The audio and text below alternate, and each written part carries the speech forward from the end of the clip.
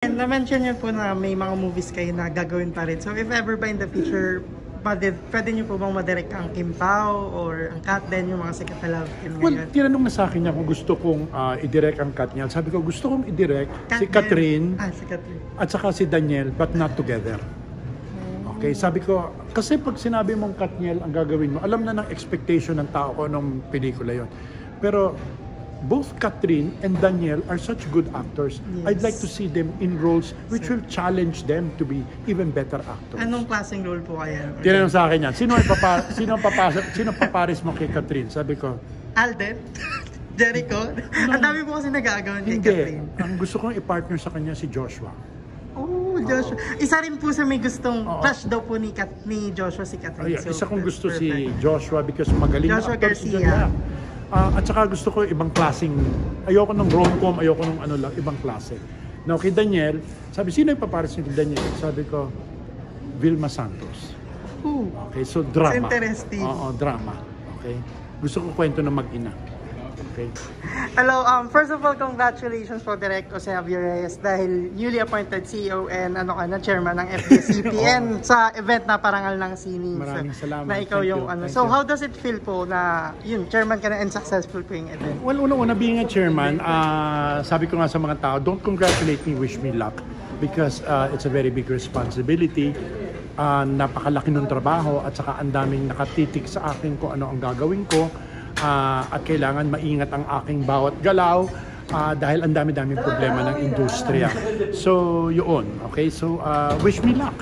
Now, dito sa Parangal, ang aming pinarangalan ngayon, gabi, hindi yung mga tao na inaakala mong bibigyan ng parangal. Okay? These are the people who are behind the scenes. Film scholars, archivists, pero sila ang nagpe-preserve ng tradisyon ng pelikulang Pilipino. Mahalaga sila, importante sila kasi kung wala sila, ang daming mawawala sa ating kaalaman tungkol sa pelikulang Pilipino. How can we manage our future if we do not know our tradition?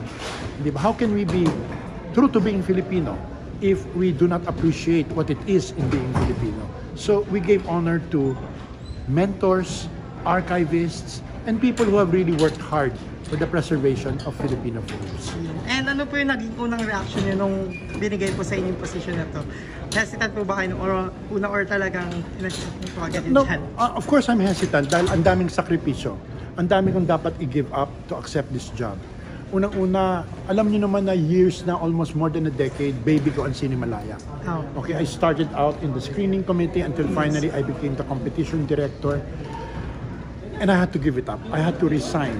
Okay, 2 days ago, I filed my letter of resignation. And that for me was one of the most painful things because I'm giving it up. At the time na malapit na ang 2024, Cinemalaya, yung mga inalagaan kong pelikula, mula nung moment of conception nila, kung kailan ipapanganak na, saka ako nag-resign. So, sama-sama ng loob ko.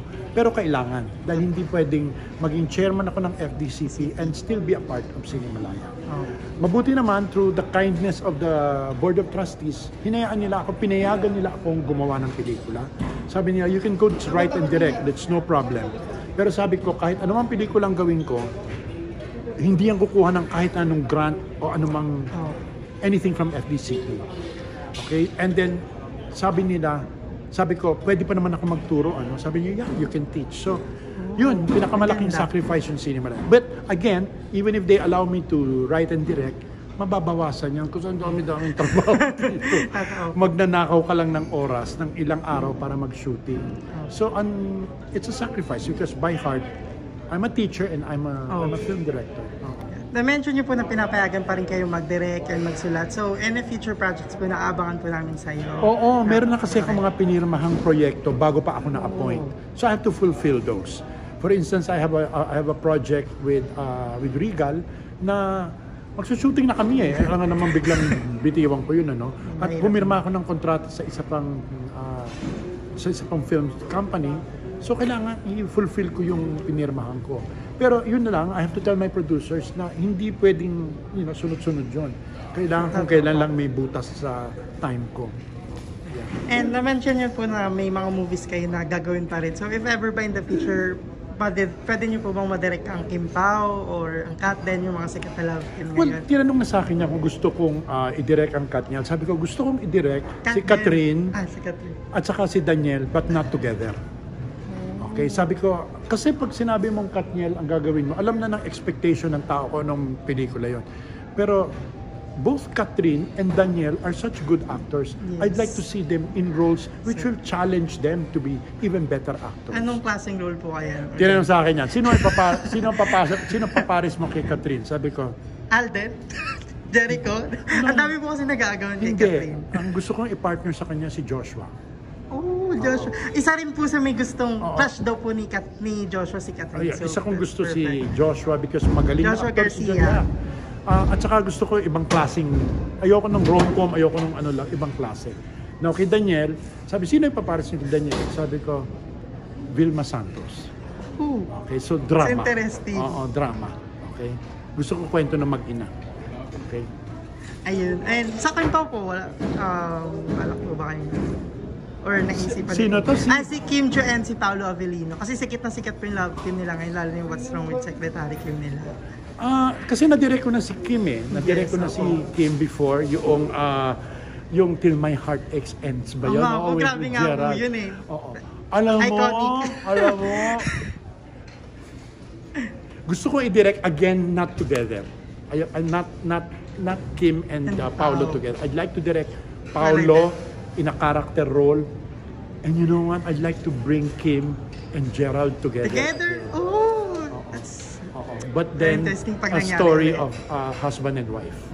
Okay, yeah. And sino third wheel nila? Ano? Sino ang magiging third wheel nila? Or magiging... No, hindi kailangan ng third wheel. Kwento ng mag-asawa.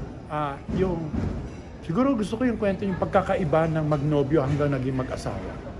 Yung mga so may character change, okay? Mas mature. Nakakatawa naman po yung mga sinasabi niyo direct. Parang na-excite na din ako. Gusto mo? Kaya kailangan mag-direct pa ako.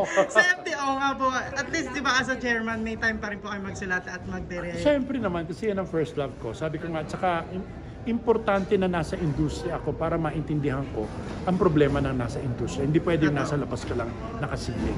Okay? In the same manner na kapag nagtuturo ka sa eskwela, kausap mo mga estudyante at dahil kausap mo ang mga estudyante na nalalaman mo rin kung ano yung pulso ng audience mo. Ayan. Kasi po yung future projects po ng FDCP, Marami kami mga projects. Aside from the festivals that we will go abroad, marami kami training programs na gagawin. Marami kami interaction and conversation with the various stakeholders. Ang pet ko, ang film restoration. Ang pet ko rin ang film education. Ang pet ko rin is to develop animation and documentary filmmaking. Lalo na po yung animation, parang di kasi sa atin. Oo. And ang gagaling ng Filipino animators. Kaya kailangan itulak yan. Ayun. Thank you so much. Okay, thank you thank so you. much talaga. And congratulations again. Ano yun? Okay. Congrats, Derek, and thank you so much ulit for Thank you this rin. interview. Okay, and keep watching movies. Thank you po.